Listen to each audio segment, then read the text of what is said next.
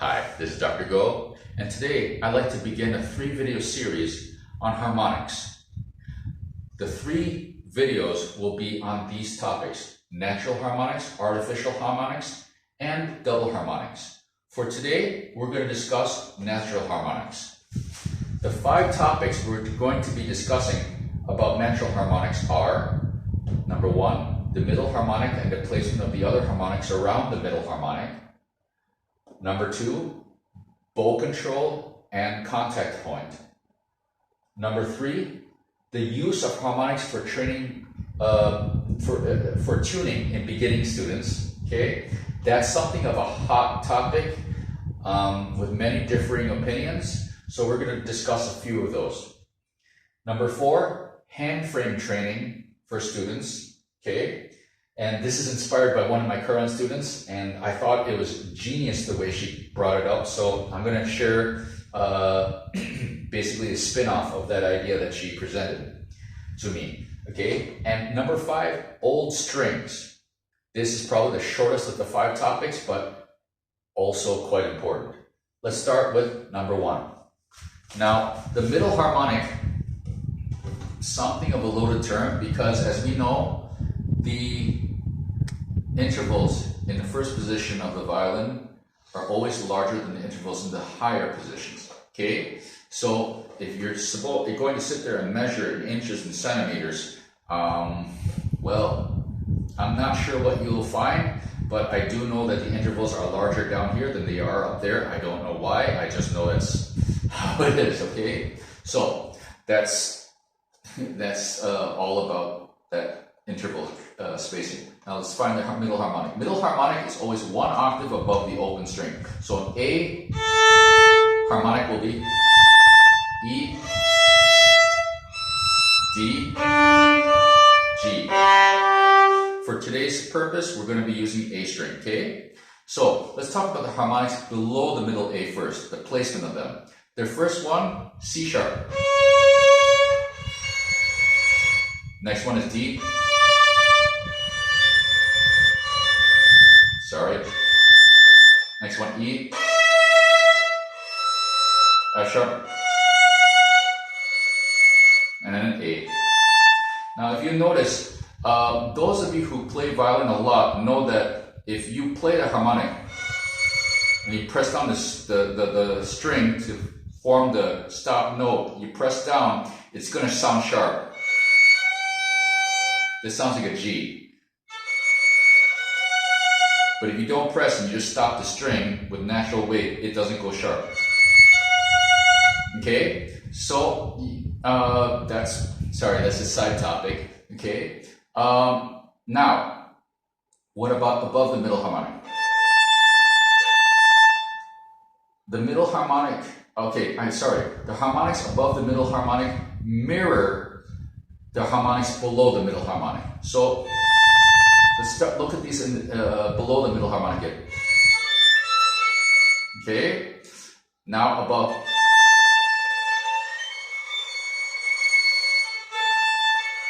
Notice it's the same note, A to F sharp, A up. There it is. C sharp, and we get.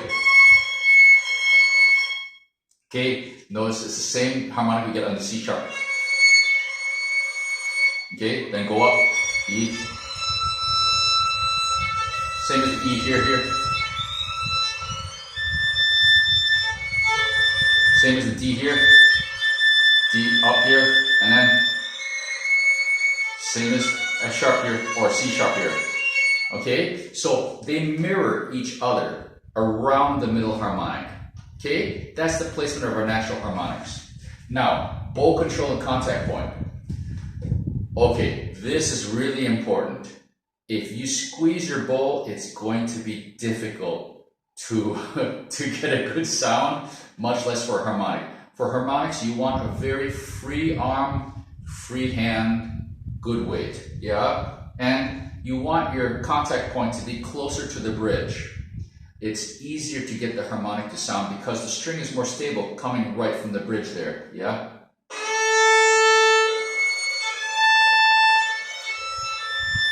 Yeah?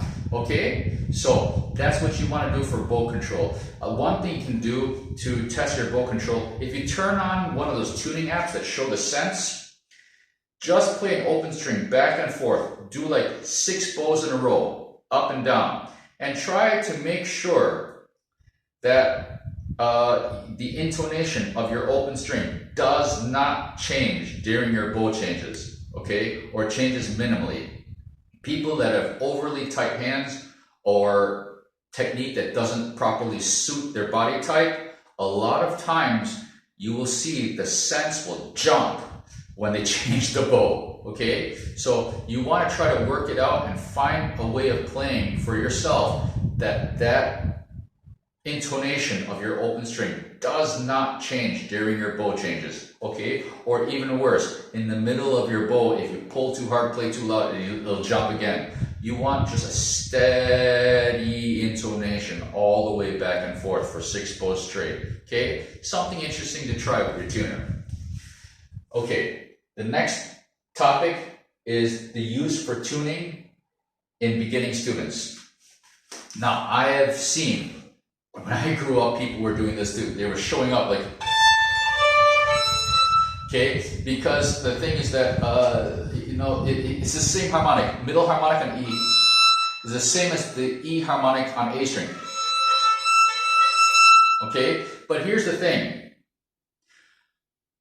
All middle harmonics have a lot of play. You hear how much that intonation is moving. So if you play flat middle harmonic, but it's not in tune, okay? Yeah, so the thing is this, that's not really very accurate, okay? But here's the thing. There's another side of this topic, okay?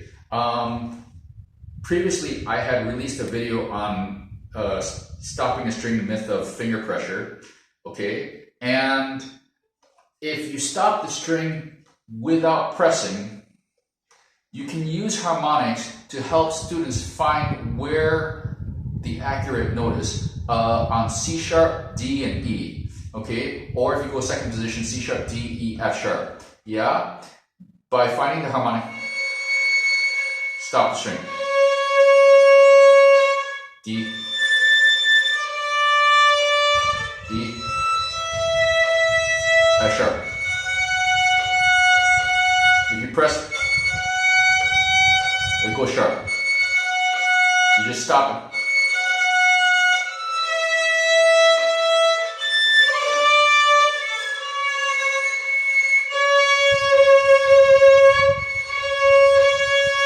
Okay, now you see, if I bend contact point, it'll go sharp too. See, but there it is, okay? So this is something, this aspect of using harmonics for students to tune themselves, I have successfully used, and some students have found it very, very effective for them to start learning where their fingers should go before their ears are sensitive enough to really hear perfect intonation. Yeah? A lot of times students just don't have that ear yet because a lot of them start from piano or something where they come from tempered intonation. And so finding perfect intonation on a violin, it's a mystery to them. It's like a new land that they're not used to.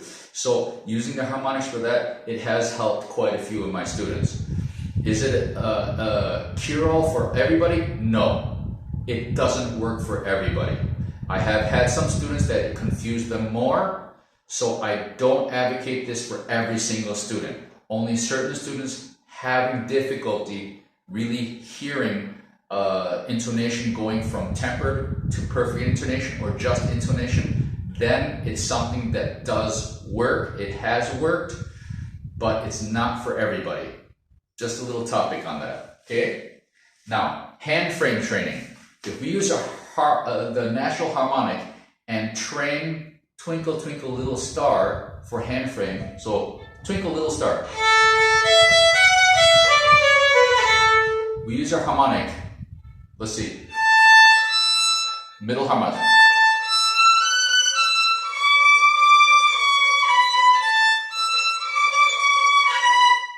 Use anyone.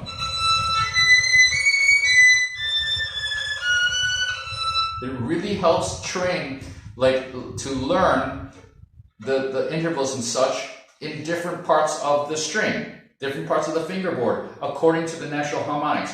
And it's easy to start because you can, there's one, yeah, you can, any of the stronger harmonics, easy to start, okay? Again, this is inspired by one of my current students, and thank you to Marie for this, okay? It's a great idea for people looking to really solidify their hand frames in different parts of the string. And you can see, I haven't warmed up yet, but that's not an excuse. I really should know my fingerboard better, and this shows that I don't know it well enough, so I need to go practice this, okay? And the last topic, old strings. When strings start to get old, their intervals will purge, okay? And what it means by purge is that they start to go a little awry. Where it used to be, you know, between two strings, you might have to move your fingers apart or together more, depending on the type of string, in order to hit that same intonation. That just happens as they age. And you can really tell if you, on an old string, you'll hear, da, it'll dip when it's getting really old, because that core is starting to give way inside, okay? So when you're training harmonics or anything on the violin where you want to have good intonation, if you have old strings, it becomes very difficult, especially like say the last movement of the Izai Sonata number 2, where you have a harmonic octave. If the strings are old, it's never in tune, okay? So this is just something to consider, yeah? So I hope that those of you who are, you know, on this fantastic journey of the violin, that, you know, you experiment with the harmonics, I hope this video gave you a few ideas on things to try out, and I hope to see all of you in parts 2 and 3. Thank you, and cheers.